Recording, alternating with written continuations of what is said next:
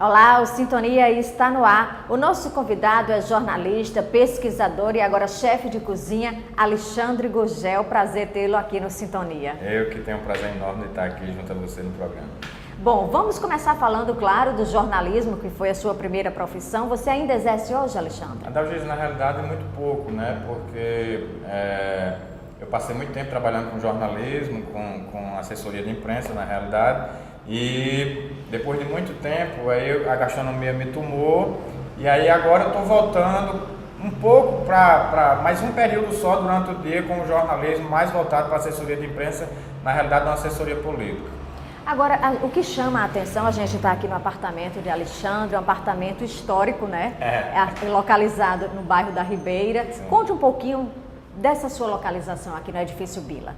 Eu tenho, assim, era um sonho meu vir morar aqui na Ribeira, né? Até pela questão histórica, que eu sou muito ligado. E esse edifício, ele tem uma particularidade bem interessante, que foi um dos primeiros edifícios de morada, né? Aqui de Natal, ele é de 1943, exatamente na época da guerra. E, assim, eu passava aqui pela frente e tinha um sonho de vir morar mais apartamentos todos ocupados. Então, esse ano, em maio, eu estava voltando do Rio de Janeiro. No dia que eu voltei do Rio de Janeiro, eu digo, eu vou lá na Ribeira para ver se... Quando eu passei, tem uma placa de aluguel. Então, eu já entrei em contato com o pessoal, aluguei e estou morando aqui há 4 meses. E por que esse sentimento pela Ribeira? Você quis resgatar assim, um pouco também da história e viver a Ribeira em si? Eu gosto muito de bairros históricos, né? Assim, aqui em Natal são 2 praticamente. A cidade surgiu na Cidade Alta, e depois desceu aqui para a Ribeira, mas o desenvolvimento da cidade em si, a questão do comércio, da vida cultural em si, foi a Ribeira, né? Então eu sou muito ligado nessa coisa da cultura, até por conta de papai, né? Papai trabalhou aqui na Ribeira, mesmo a contragosto, trabalhou aqui 17 anos como bancário, não gostava disso e tudo, fez a faculdade de Direito dele aqui na Ribeira. E assim, quando criança, adolescente e tal, ele vinha, me trazia por aqui, já não estava mais trabalhando aqui na Ribeira, mas sempre nutria um amor grande pela Ribeira. Inclusive tem um poema dele que é chamado Ribeira Velha de Guerra. E isso me contagiava e me fazia querer um dia vir morar na Ribeira, e a coisa aconteceu, né? Só para esclarecer, Alexandre é filho do folclorista Deífilo Gurgel, que depois também a gente vai contar um pouquinho da influência, né, da toda a riqueza que você aprendeu e absorveu de Deífilo Gurgel. Voltando um pouquinho para a Ribeira, por exemplo, hoje você mora aqui, a Ribeira não vive mais essa efervescência, principalmente de moradores. Como é que é hoje morar aqui, por exemplo, durante o dia? Tem aquele comércio, tem aquele movimento, mas à noite já não é tanto, né? Se falou muito, várias vezes, depois que a Ribeira começou, algumas coisas pontuais de entretenimento, o Blackout foi na parte de entretenimento do saudoso Paulo Barana, né, que é um grande amigo também, que já não está mais aqui entre nós, mas em espírito continua, e ele foi um dos grandes incentivadores para que a Ribeira recomeçasse a ter vida própria, né? Começou lá com o entretenimento dele, e aí se falou várias vezes na própria palavra da revitalização da Ribeira, e as coisas aconteciam e paravam um pouco e tal, essa coisa toda. E agora eu acho que a coisa vai andar. Você falou na falta de moradia, mas agora está chegando muita moradia aqui na Ribeira, principalmente aqui onde era uma concessionária que era Marpas, aqui é chamada Ladeira de Marpas. Então estão se erguendo várias torres aqui. Eu acho que agora a Ribeira em si, ela vai por vida própria mesmo, pelos próprios pés, caminhar para uma revitalização realmente, porque eu não acredito em bairro sem moradia. É o que você falou. Durante o dia é uma efervescência, porque tem comércio, tem prédios públicos e tal, essa coisa. À noite é uma tranquilidade ainda, mas eu creio que em pouco tempo a Ribeira vai se tornar novamente a ser um dos bairros de moradia com grande população aqui em Natal. Mas não dá uma solidão assim, no silêncio da noite aqui da Ribeira? Não, eu gosto, que são nesses momentos que eu paro um pouco para pensar, para escrever, né? Para escutar meus vinis e tal. que geralmente eu tenho mais tempo à noite, então nesse período da noite, na calada da noite, é que eu me concentro mais na minha produção literária, né? É aí que eu me concentro mesmo. Agora, Alexandre, uma coisa que chama a atenção aqui, justamente nesse cantinho, que você fez um cantinho especial toda a sua cara, né? Assim, tem objetos antigos. Vamos falar um pouquinho sobre isso? Pois é. É o que eu falei, que eu sou bem ligado em história, né? Então eu procurei preservar e trazer peças que... Ele não está pronto ainda não, ainda tem coisas aí para eu colocar aqui dentro da minha casa, né? E eu procurei coisas objetos que fossem ligados. Por exemplo, essa bancada aqui, ela foi do Colégio Imaculada Conceição, do SIC, que eu estudei muito tempo lá. E aí o SIC acabou e aí estava colocando algumas coisas à venda e eu de imediato comprei ela para também trazer um pouco do meu lado sentimental, do meu lado de estudante e tal, para trazer para pertinho de mim. Tenho quadros aí, são gravuras de Navarro, né? Rádios antigos, essa mesa foi com madeira de demolição, cadeiras de bares antigos de Natal. Então Você foi colhendo todo esse material? Exatamente. Eu sou um fuçador, eu gosto muito de ir a ferro velho, vou direto a ferro velho que eu encontro coisas bem legais. Vou muito a sebo também, quando eu viajo, né? Procuro ir em feiras de antiguidade e tal, e aí eu saio catando minhas preciosidades, minhas raridades. Inclusive você coleciona ainda vinil, né? Assim, hoje. Sim. Tenho vários vinis, até porque o vinil tem uma vida longa, né? Praticamente a vida inteira. Diferente de outras mídias, como o CD e MP3 que oxidam. E o vinil não. E muita coisa que foi lançado em vinil não saiu em CD, em outras mídias. Então eu tenho muita coisa rara que jamais foi lançado em CD. Então isso é uma paixão. E você escutar o vinilzinho com aquele chiadinho dá um quê todo especial. E você ainda escuta até hoje? Escuto, sim. Eu tenho muita coisa rara. Agora, uma coisa que chama também a atenção é que você fez aqui um cantinho em homenagem ao seu pai, Deífilo Gurgel, grande folclorista. Pois é. E também a gente teve o prazer de entrevistar no Sintonia. É uma honra para mim também isso. Ele entrevistou meu pai, hoje está me entrevistando. Né? Eu procurei trazer ele, a imagem dele para perto de mim, porque ele está sempre comigo, isso é uma coisa assim, diariamente ele está comigo, em espírito ele está comigo. Então procurei fotografias dele, né? Uma obra que Assis Marinho dedicou a ele em 1980, em São Francisco, ele está comigo também.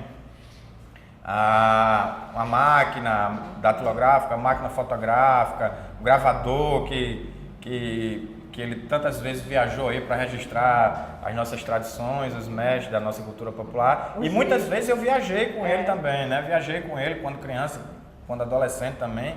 Conheci muita gente aí, esses grandes mestres e tal. E alguns dos livros dele também, né? Que, assim, você falou em Deífilo folclorista, mas o Rio Grande do Norte, de um modo geral, precisa conhecer o Deífilo poeta também, que é um grande poeta, um grande sonetista, um grande poeta. Então o Rio Grande do Norte precisa conhecer a obra poética de Deífilo também. Agora você também disse que juntou ali, aliás, encontrou, né, uma relíquia, né? Pois foi o primeiro cabelo que ele guardou. Exatamente. Na véspera do meu aniversário de 1 ano, 15 de dezembro de 70, eu completaria 1 ano. Completei 1 ano em 16 de dezembro de 70, eu cortei pela primeira vez o cabelo, né? E então depois que ele partiu, a gente vendo as coisas dele, onde ele guardava, porque ele era muito organizado, tudo era muito bem guardadinho nos birôs, nas gavetas, nas caixas que ele tinha e tal. Aí mamãe achou um envelopezinho escrito de punho, do próprio punho dele, né? Primeiro cabelo de Alexandre Cláudio, né? E aí quando eu vi eu fiquei doido, aí recortei lá com todo cuidado para não estragar o envelope e tal, quando eu vi alguns cachinhos. E aí eu tive todo cuidado de pegar esse envelope, colocar uns cachinhos, botar na moldura e tá aqui comigo como um presente um troféu na realidade, é um troféu para mim. E qual foi o maior ensinamento, o maior exemplo, influência até dele na sua vida, Alexandre?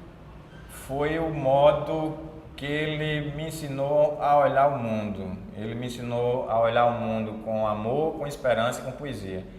Né? Sempre mostrando e querendo mostrar que determinados atos de pessoas e tal, sendo amigas ou não, ou desconhecidos e tal, valeriam a pena a gente olhar aquilo como esperança de que o mundo um dia possa ser melhor. Então esse olhar dele, a humildade dele, o sentido de justiça, ele era um cara, foi o cara, não é ter sido meu pai e tal, mas foi o cara mais justo que eu conheci na minha vida. Era assim, um sentido de justiça impressionante. E a humildade dele, a simplicidade dele, né? Ele não se preocupava em receber homenagem, pelo contrário, ficava muito envergonhado. Ele era um cara muito, né, aquele jeito tímido dele e tal, ele ficava muito envergonhado quando ia receber uma homenagem. Então, a simplicidade dele, como eu disse, o modo de ver o mundo com amor, com esperança e com poesia, isso eu vou carregar pro resto da vida, que ele me ensinou isso. E o seu amor também aos livros, à escrita, à leitura, também veio dele Com também? certeza, né? A influência, né? A influência. Eu me lembro muito que algumas vezes eu fui com o papai a Recife, a família, era 9 filhos, então sempre quando viajava levava praticamente todo mundo e tal, mas aí ele tinha suas predileções e eu gostava sempre de essa história de sebo, eu peguei dele. A gente ia a Recife, tinha um sebo ali no centro de Recife, de uma figura chamada Melquisedeque. Então ele ia lá, ia garimpar, parava, eu sempre acompanhando, então isso me consumiu também, né? E aí o amor pelos livros, pela leitura, e aí isso também foi, com certeza, foi influência dele. Agora vamos falar também uma coisa que chamou a atenção, que você disse ali, que é pesquisador que está fazendo uma pesquisa ali do número 36 dos cabarés de Natal. Como é isso? Que história é essa? Pois é. Não, porque a Ribeira respira história, né? Então, por exemplo, quando eu tenho tardes livres, eu saio andando aqui pela Ribeira.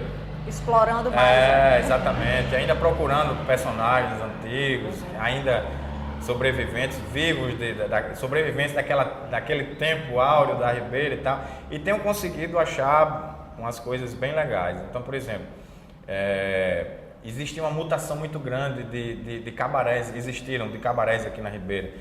E surgia, falia, depois já surgia outro no mesmo lugar e tal. Então aqui foi, e a boemia e a alta sociedade natal frequentava esses cabarés, os homens, né, e tal. Então isso foi me chamando a atenção. Eu conheci donos, né, conheci ex-donos, filhos de donas, trabalhadoras do sexo desses locais e tal, e tenho conseguido amealhar informações bem legais. Então isso aqui, essa plaquinha aqui é do famoso cabaré arpégio, que era o mais famoso aqui da Ribeira. Então parte do arpégio caiu e aí veio junto esse número, então eu procurei pegar isso mas antes de vir morar aqui na Ribeira, pela preocupação de guardar isso e tal, o prédio está abandonado lá, e eu guardei também, é como se fosse um troféu e está aqui eu botei numa moldurazinha e está aqui na minha casa. Como é que eram os cabarés de antigamente? Como é que a gente poderia dizer alguma história que pudesse destacar? Assim, eu acho que totalmente diferente, era uma coisa mais romântica, né? Era mais glamour. Era mais glamour, mais romântico. Hoje, as pessoas, eu acho que se sentiam mais à vontade, né? Mais à vontade, os frequentadores se sentiam mais à vontade. Eu acho que não deveria existir tanta exploração como deve existir hoje, né? E hoje, assim, existem aquela coisa das garotas de programa que hoje praticamente não existe mais cabaré, né? A palavra cabaré hoje praticamente foi extinta do nosso vocabulário, né? É até uma palavra meio pejorativa também hoje, né? Tem esse... Pois né? Mas na realidade não era um rendezvous, né? Coisa da França, influência da Belle Époque e tal, essa coisa toda. Então eu acho que era uma coisa muito mais romântica, mais agradável de se ir, vocês ficavam mais à vontade. Tenho visto filmes, eu assisti um filme também chamado Moulin Rouge, que é um filme lindíssimo, indico para quem quiser assistir, é um filme belo, lindíssimo e tal. E assim, eu conheci um irmão de um filho de uma dona de cabaré e também irmão de um proprietário que só aqui na Doutor Barata, Frei Miguelinho, esse cara tinha 6 cabarés. Ele era dono de 6 cabarés. Isso em que época, Alexandre? Isso década de 40, 50, até 50, 60. 60 a Ribeira já começou, depois que os americanos saíram, né, de Natal, a Ribeira começou a declinar, né? E um dos personagens famosos que frequentava os cabarés, não só, eu acho que como cliente, talvez, mas como frequentador mesmo, era o famoso Zé Areia, né? Que era um boêmio aqui da Ribeira, tinha um salão a barbearia dele funcionava aqui no Grande Hotel, na época passou por perna de muitos americanos, os americanos achavam que passava perna de natalense, mas Zé Areia vingou os natalenses, passou perna nos americanos todos aí e tal, né? E você pretende colocar isso em livro, sim, a história dos cabarés? Sim. Essa é uma pesquisa que eu tenho, que eu pretendo, né? Eu deixei o jornalismo diário de escrever e tal, mas essa outra parte de pesquisa e tal, eu tô bem focado nisso, né? Tem essa pesquisa, tem um livro sobre o futebol que eu lhe falei, né? Que esse já está praticamente pronto, essa dos cabarés, aí tem um livro que eu também pretendo publicar, que é sobre a gastronomia de Natal, o início disso e tal, e tem um livro de poesia que já está pronto, que eu devo estar lançando agora em dezembro. Esse livro de poesia. É o primeiro livro de poesia seu? É o primeiro livro de poesia, assim. Quando eu deixei mesmo a história do jornalismo e foquei na gastronomia, eu senti a falta da escrita. E aí, quando o papai faleceu, me veio uma vontade enorme de voltar a escrever. E aí começaram a surgir versos que eu via que não era uma coisa muito técnica e tal, era uma coisa mais solta de poesia mesmo. E aí comecei a mostrar para algumas pessoas. E assim, eu tô falando de coração aberto, eu não me sentia poeta não. Eu escrevia para mim, não escrevia para os outros. Mas aí deu vontade de mostrar para algumas pessoas, as pessoas gostaram. E isso terminou redundando juntei algumas poesias, em torno de 50 e tudo. O livro já está em fase de diagramação. Tem prefácio de uma colega nossa, jornalista Sheila Azevedo, e orelhas de outra colega nossa também, jornalista Michelle Ferrer. Então, sou minha... Pois é, eu digo que são minhas madrinhas. Eu tô bem acompanhado. Estou bem acompanhado nessa história aí. E assim, eu acho que em dezembro esse livro deve estar sendo colocado aí para quem tiver interesse. Que bom, e a gente vai ficar na expectativa. Sim, com certeza. Já tem o nome do livro? Já, é Todo Sentimento. O nome do livro é Todo Sentimento.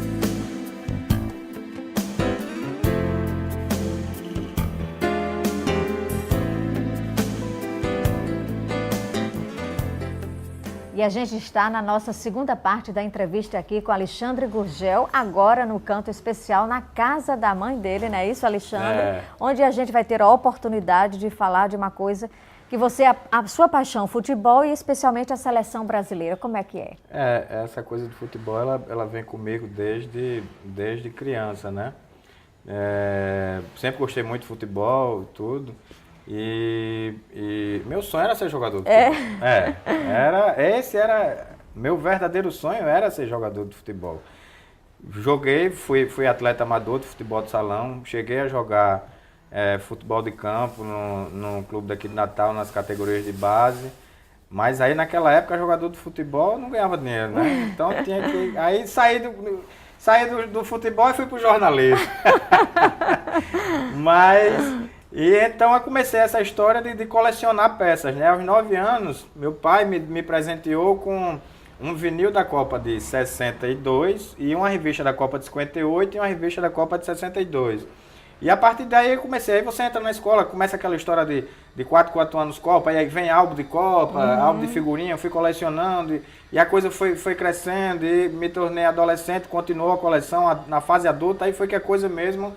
Eu vi que eu não tinha mais condição de ser jogador de futebol, o meu sonho tinha sido frustrado, então direcionei tudo para ser um colecionador e procurei amealhar o maior número de peças possível, continuo amealhando, né? Continuo juntando nas minhas viagens, pela internet, compro pela internet, tem uma rede de colecionadores que a gente sempre está trocando peças também e tal, então sempre está crescendo. E hoje eu sou considerado o maior colecionador de peças relacionadas ao futebol, especificamente seleção brasileira e o tema Copa do Mundo também. Então tem uma coleção muito variada de jornais, de revistas, de vinis, de réplica de taça, medalhas, né, camisas. Essa daqui é autografada pelo Rei Pelé, que eu consegui recentemente.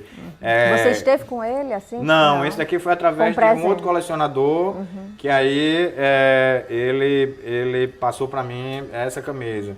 E aí tem um réplica de várias camisas da seleção, álbuns de figurinha.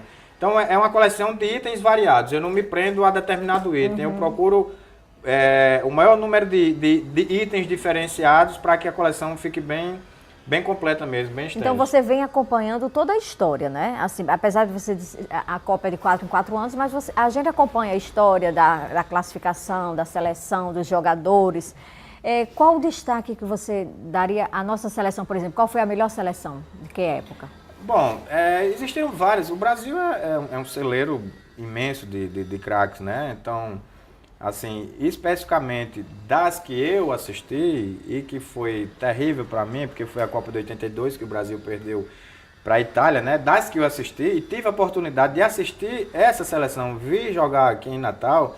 Ela veio antes da Copa de 82, jogou aqui em janeiro de 82. A seleção jogou aqui, então eu tive o prazer de ver Zico jogar, Júnior, Leandro, né? Falcão ainda não tinha chegado para se juntar ao grupo, se juntou cerca de um mês antes da Copa de 82. Sócrates estava contundido, não pôde vir jogar, mas era uma seleção maravilhosa, aquela seleção do Tele Santana que eu tenho de cor até hoje na cabeça, que era Valdir Pérez, Leandro, Oscar, Luizinho e Júnior, Cerezo, Falcão, Sócrates e Zico. Aí na frente tinha Serginho e Éder, e Paulo Zidoro também entrava. Então aquela seleção ficou marcada para mim. Mas as seleções campeões do mundo, a seleção de 58, o primeiro título do Brasil foi uma seleção sensacional, com surgimento de Pelé, Garrincha, Nilton Santos, Gilmar, Djalma Santos, né? Didi, Vavá, Zagallo. A do bicampeonato era praticamente a mesma em 58, só que Pelé se contundiu no início da Copa e aí Amarildo entrou no lugar dele. E a de 70, que era uma seleção maravilhosa, que conquistou definitivamente a taça Gilles Rimet, né? Porque a Gilles Rimet, quando você conquistava 3 vezes, você tinha direito à posse. E o Brasil teve direito à posse, mas aí roubaram a taça. E aí a taça, disseram que roubaram a taça na sede da CBF e ela disseram que foi dissolvida, teve que ser feita uma réplica e tal. Então, mas aquela seleção era maravilhosa. Também tem onde é Félix, Carlos Alberto, Brito, Piazza e Everaldo. Clodoaldo, Gerson, Pelé, Rivelino, Jairzinho e Tostão. Então é uma seleção que vai ficar na memória do brasileiro para sempre, né? Então são seleções maravilhosas. Teve a seleção de 50 também, que o Brasil teve o azar de perder para o Uruguai aqui, que também era uma seleção maravilhosa, com Zizinho, Ademir Menezes, né? Jair da Rosa Pinto, Danilo Alvim, Barbosa no gol. Mas infelizmente a gente não teve a oportunidade de ganhar a Copa do Brasil. Espero que agora em 2014 a gente possa, né? Que a história seja recontada de maneira diferente e que a gente seja campeão no Maracanã. É o que todo brasileiro está torcendo. E era isso, exatamente isso que eu iria lhe perguntar. A expectativa para a Copa do próximo ano, você que assim realmente acompanha há muito tempo a seleção, a expectativa então para assistir aqui, no nosso país. Pois é uma expectativa muito grande, né, do brasileiro. Né? Se falou muito agora, na época da Copa das Confederações, o Brasil foi às ruas, aquelas manifestações e tal, aquela coisa toda, e que o Brasil tinha que se preocupar com as reivindicações e esquecer o futebol. O brasileiro não vai esquecer o futebol nunca. Você pode muito bem reivindicar, ir para a rua, pedir melhores condições de vida, de transporte, seja em todos os setores, educação, saúde e tal, mas isso está encravado na cultura do brasileiro. O futebol está dentro da cultura. Eu desafio que algum desses manifestantes que foram, ou alguns, ou não estejam no ano que vem em frente à televisão para assistir. Né? Isso não vai atingir moral de ninguém, isso não vai diminuir a condição, né, da pessoa e tal, de maneira alguma. É o futebol, é uma paixão nacional, é uma forma de... Já dizia Nelson Rodrigues, né? Ele dizia que o futebol é o ópio do povo. Então o cara vai pro fim de semana... Passa o dia, passa a semana toda trabalhando, né, naquela loucura e tudo. Quando chega no final de semana, aí solta palavrão com o juiz, esculhamba o treinador, xinga o jogador. Então isso é uma forma de expurgar tudo aquilo a carga que ele recebeu durante a semana. E o futebol é a válvula do escape do brasileiro. E qual a sua emoção quando está assistindo um jogo da seleção, Alexandre? Eu vou falar a verdade, já foi maior. Foi? Ultimamente o brasileiro estava meio descrente com a seleção, deu uma melhorada agora, que foi campeão da Copa das Confederações, né? Ganhando os jogos aqui no Brasil e tudo, aquela campanha maravilhosa. E eu acho que essa coisa da Copa ter sido aqui no Brasil, isso vai vai trazer de novo a paixão do brasileiro pela seleção brasileira, porque esse título da Copa das Confederações foi importante para isso, para resgatar o amor do brasileiro, né? E eu acho que aqui no Brasil, eu acho que o Brasil tem grandes possibilidades de ser campeão novamente. Eu acho, no meu modo de pensar, o Brasil tem. Pela confiança que a seleção ganhou nesse título da Copa das Confederações e pelo próprio elenco também.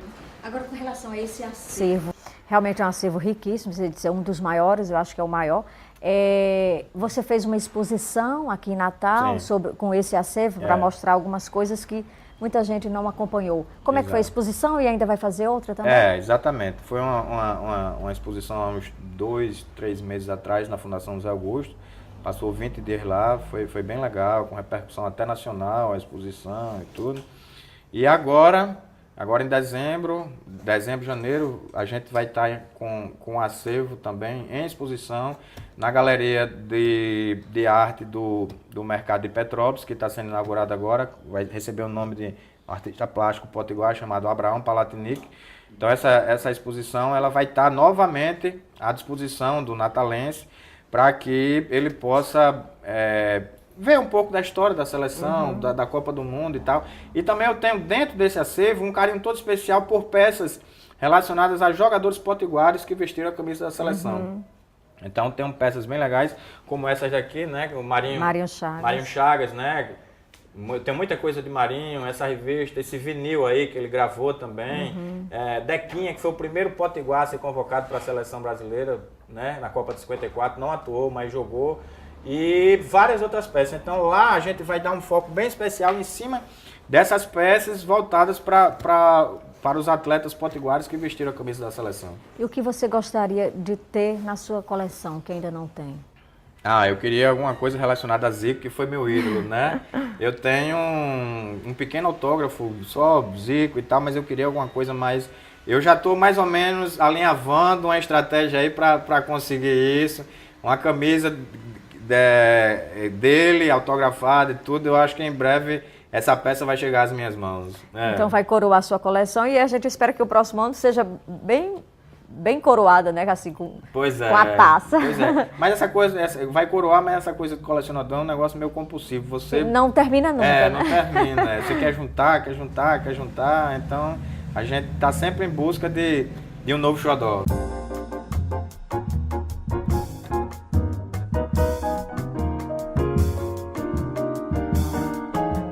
E agora, na nossa entrevista, vamos mostrar um outro lado de Alexandre Gurgel, além de jornalista, pesquisador, colecionador da seleção brasileira, também agora chefe de cozinha. Que história é essa? Como é?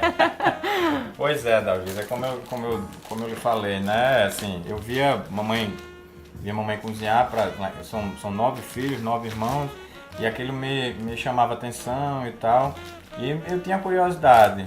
No início era só ovo frito, mexido com ketchup, maionese, queijo ralado, botava no pão, nos intervalos dos jogos do Flamengo pela televisão e tal, isso na adolescência e tal. E aí quando eu casei pela segunda vez, o pai da minha ex-esposa, Eliton, o neguinho Eliton Bezerra, que Deus o tenha, ele tinha um restaurante famoso aqui em Natal, o Samor, restaurante Samor, lá em Ponta Negra. E eu comecei a frequentar, entrar dentro da cozinha lá e tal. E aquilo foi me chamando a atenção. Eu via os cozinheiros realmente, né, trabalhando para ganhar o ganha-pão, mas ele ganhava o ganha-pão dele servindo outras pessoas, se doando na cozinha e tal. E aquilo foi me contagiando. Então comecei a comprar livros de receitas e tal, e fuçando, começando a cozinhar e tal. E comecei, assim, para a família mesmo. Depois amigos, e aí a coisa foi tomando uma proporção maior, né? E aí foi me contagiando, e se eu não viesse com a gastronomia, eu ia ficar parado no tempo. Eu tive que largar mais o jornalismo, né? Praticamente 100% largar, 90%, 95%, e caminhar junto com a gastronomia. E assim foi uma coisa muito, muito rápida, muito avassaladora, porque eu já viajo, vou muito ao Rio para ministrar cursos lá, né, oficinas de culinária nordestina e tal. Desde 2011 eu estou indo e está sendo muito legal a experiência. Anualmente, agora eu passei o mês de maio todo lá, e esse ano foi uma coisa interessante e muito gratificante, porque Pela primeira vez, eu subi um morro no Rio para ministrar oficinas para uma comunidade, no Morro do Salgueiro. Então isso foi, para mim, foi muito gratificante, foi bem legal. Mas aí a diferença é chefe de cozinha ou cozinheiro? Como é que a gente chama? Bom, antes de você ser chefe, você é um cozinheiro. É um estado permanente, você é cozinheiro de fato. Chefe é quando você assume algum comando de uma cozinha para você comandar uma brigada, você comandar uma equipe, então você está chefe. Chefe é estar, mas antes de tudo cozinheiro. Mas obviamente que você é tratado, as pessoas, você não vai dizer, não, eu não quero que me chame de chefe, até seria uma maneira grosseira, né? As pessoas vêm delicadamente para falar com você, então a gente aceita, mas existe essa diferença. Antes de tudo, cozinheiro. Cozinheiro em primeiro lugar. Chefe em segundo, depois que você assume algum comando, que você passa a comandar uma equipe, né? Determinar tarefas e tal, então aí é a questão de ser chefe. E esse prato que você vai preparar agora? Bom, é uma criação sua? Você cria também os pratos? Você vai experimentando? Exatamente, a gente vai criando a curiosidade, isso é muito do cozinheiro também, você querer, né, encantar as pessoas com as criações novas e tal. Então, eu gosto muito de... Assim, quando eu vou ao Rio, eu sou muito defensor dos nossos ingredientes. Quando viajo e quando vou prestar consultoria para algum restaurante, uma remontagem de cardápio, então eu gosto de trabalhar com os nossos ingredientes. Mas eu não vou negar a você que eu tenho uma tara por massa, né? Eu falei para você que meu avô Juvenal, o pai do meu pai, ele tinha padaria em Areia Branca e tal, e assim... A coisa do pão é muito presente na nossa família. Papai gostava muito de massa também, de pão e tal. E eu adoro massa, carboidrato, né? Então eu vou preparar hoje um espaguete, né? Ao alho e óleo com um mix de erva, de manjericão e salsa, né? Então vou começar agora literalmente a colocar a mão na massa, né? Vamos lá. Aí você também cozinha para, por exemplo, para pessoas, para jantares, como é que é? Sim, faço esse serviço em domicílio. Vou na casa das pessoas e tal, e as pessoas só têm o trabalho de abrir a porta e colocar os convidados para dentro. Não deixo nem eles entrarem na cozinha, porque a cozinha, né, quando eu tô lá, se torna minha, não deles e tal. Então eu faço tudo, né? Desde as compras, primeiro as pessoas me chamam, eu chego lá, e aí eles decidem, eu mostro o cardápio, né? Entradas, pratos, sobremesa e tal, eles escolhem, montam o cardápio e aí fica por minha conta. No mínimo 10 pessoas, eu atendo no mínimo 10 pessoas. E aí preparo tudo lá e as pessoas, é como se fosse mesmo uma cozinha de restaurante dentro da casa das pessoas. Aí inclui a né? entrada, o prato principal? Entradas, prato principal e sobremesa, E além das menu massas, degustação. certo. E além das massas, qual a sua especialidade? O que é que você gosta mais? Mas assim, como eu me proponho a trabalhar com esse serviço de menu degustação, a gente tem que saber de tudo um pouco, né? Então vai desde frutos do mar, massas, né? Risotos,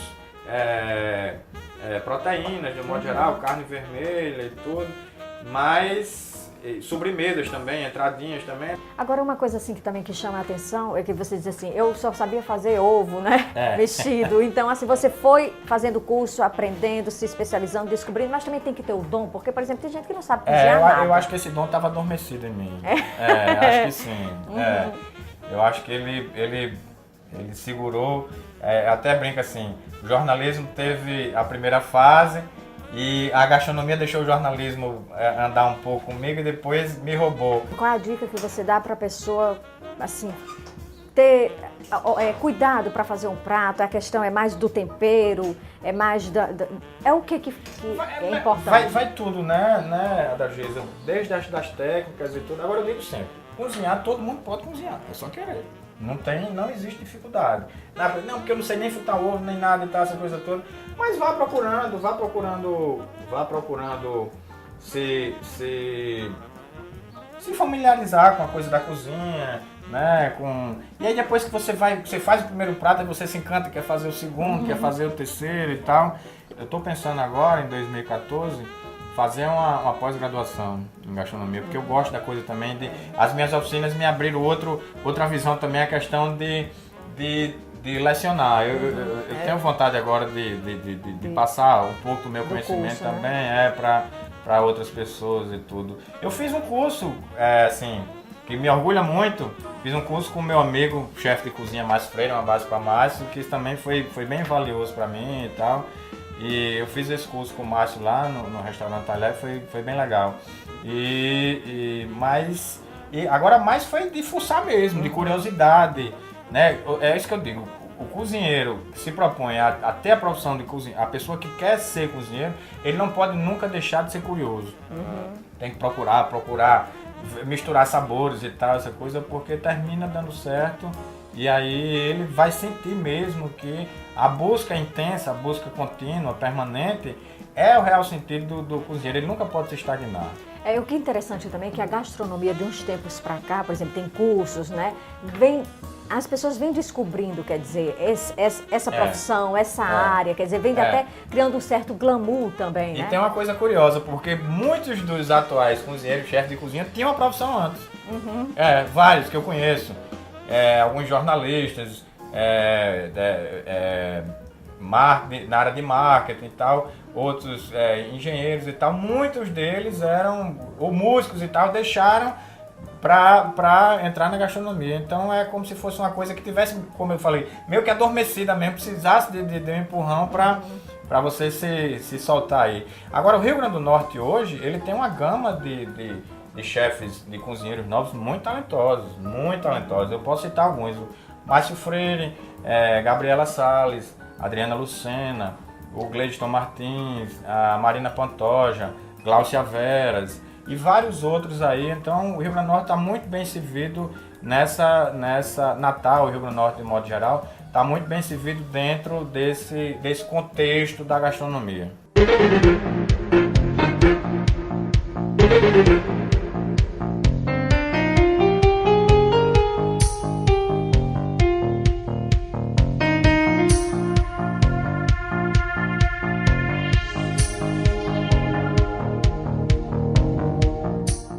E agora a gente chegou na parte da degustação do prato. Como é o nome desse prato, Alexandre? É uma massa com mix de ervas.